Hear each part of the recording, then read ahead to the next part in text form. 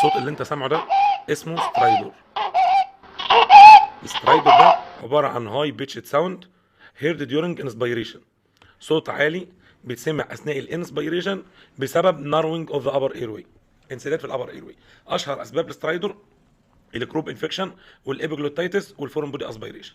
صوت الطفل او صوت الشخص بيكون مخنوق في السترايدور. مقارنه سريعه ما بين الكروب انفكشن والابيجلوتايتس. الكروب انفكشن دي مشهوره جدا كومن، بينما الابيجلوتايتس دي نادره عشان بقى دلوقتي ليها تطعيمات كتير. الاتيولوجي سبب الكروب انفكشن عدوى فيروسيه، الابيجلوتايتس عدوى بكتيريه. الكف هنا دي باركن كف كانها كحه نباح كلب، هنا سبريست. بعد كده عندي بنفرق بين الكروب انفكشن والابيجلوتايتس بالاكس راي. بنعمل نيك اكس راي، طبعا نيك ليه؟ لان هي ابر اير واي اوبستراكشن.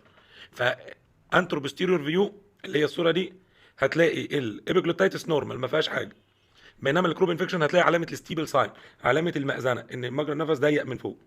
العلامه دي علامه الكروب انفكشن.